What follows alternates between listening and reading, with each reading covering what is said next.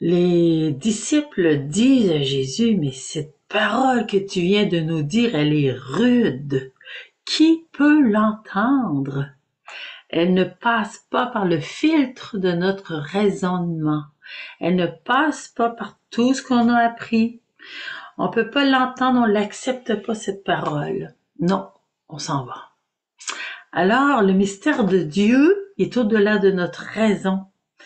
L'amour qu'est le Seigneur est au-delà de notre raison.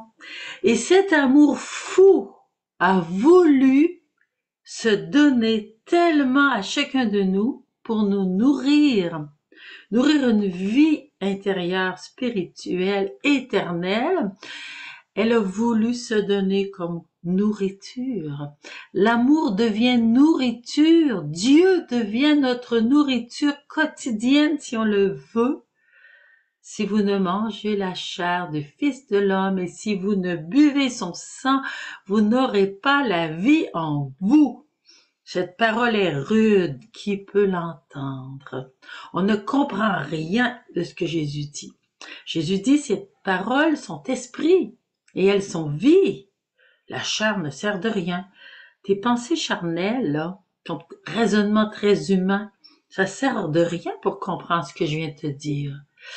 Alors les disciples, plusieurs, ont décidé de quitter le Seigneur. Ça m'a fait beaucoup de peine. Et combien de fois on quitte le Seigneur aujourd'hui parce qu'on ne croit plus à l'Immaculée Conception, à la virginité de Marie. On ne croit plus à la présence de Jésus réellement dans son Eucharistie. On n'a plus de respect dans nos églises pour le sacré. Dieu, on l'a évacué parce qu'il est trop mystérieux. Dieu est mystère d'amour infini, folie d'amour incompréhensible pour les hommes. Alors, cette parole est rude, qui peut l'entendre? Ben moi, j'ai décidé de l'entendre. Seigneur, j'entre dans ton mystère d'amour, mais je ne comprends pas tout. Mais je sais que c'est un mystère d'amour et je l'accepte.